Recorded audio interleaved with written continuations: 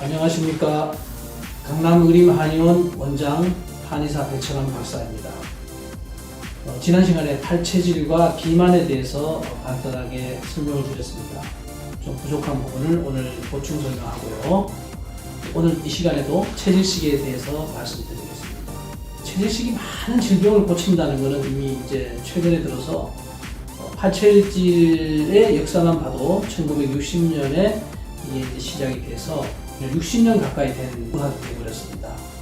그래서 초창기에 이것을 창안하신 분의 의견과 그 학문이 지금 한층 더 발전해서 이제 여러 사람들이 우리 한국에서 적어도 수백 명이 이제 팔체질 침을 놓고 팔체질에 의해서 음식을 분류하고 팔체질에 의해서 처방을 하는 이런 의사들이 생겼습니다.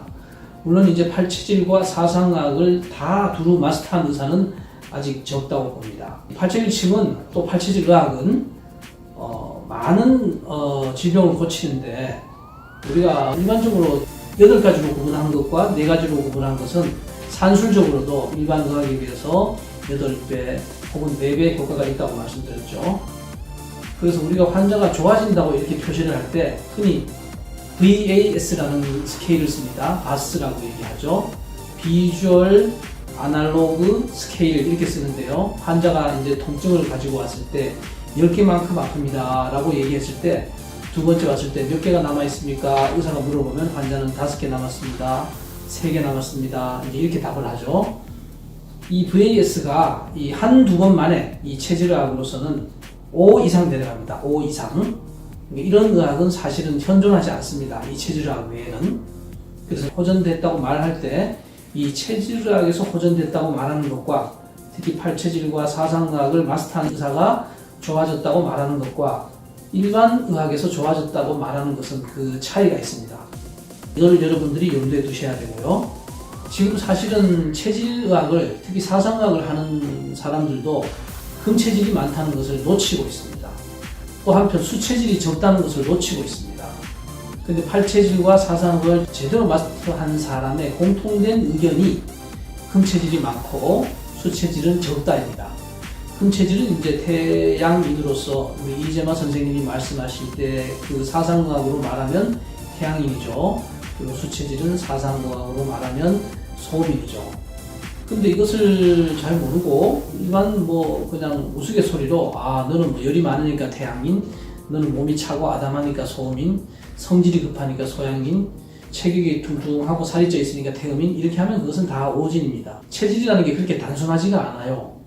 외모하고도 다른 점이 너무너무 많고요. 외모로 관찰하는 것은 정말로 이 새로운 맥진법에 익숙한 의사가 한 번 더 검증할 때 외모로 판단을 할 정도라야지 초심자들이 외모로 체질을 감별하는 것은 많은 오류가 있습니다.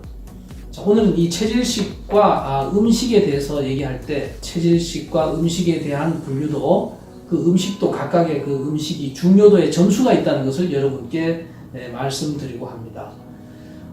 일반적으로 어린이와 어른도 사실 체질식에 있어서 조금 구별을 해야 되고요.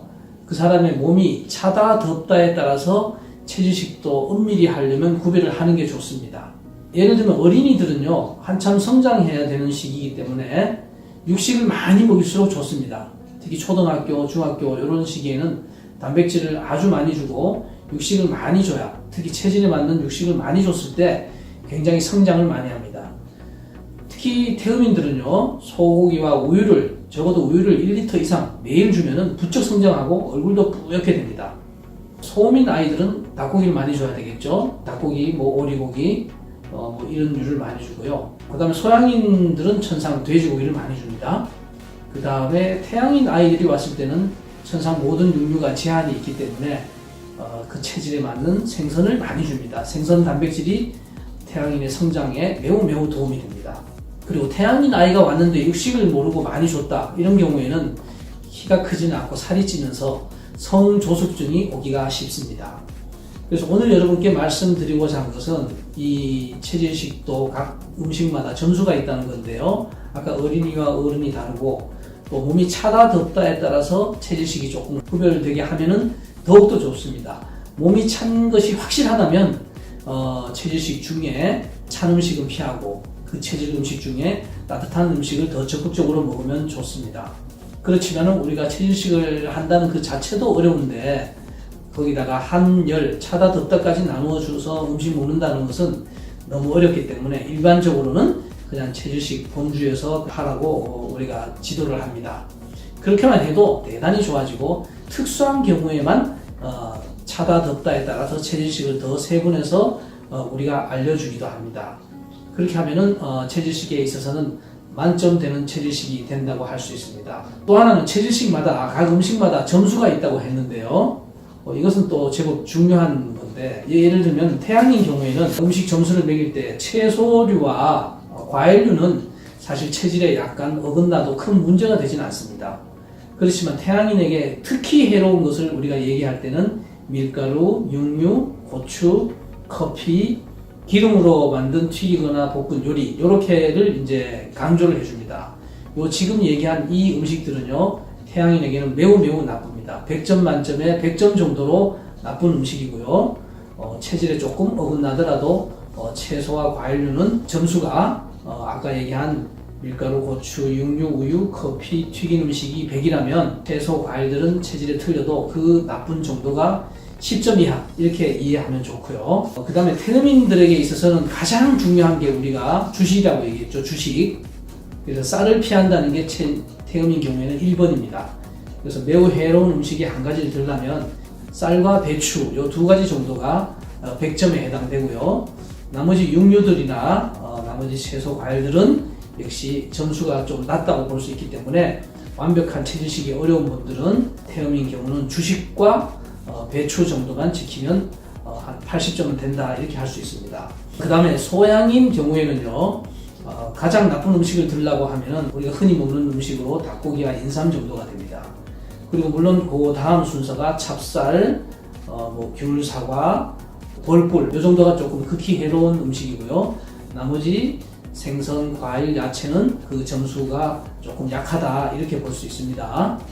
그 다음에 소음인 경우에 특히 나쁜 음식을 꼽으라고 한다면 역시 돼지고기, 보리, 참외 이 정도 할 수 있습니다. 이 정도는 100점 만점에 100점으로 나쁜 음식이고요.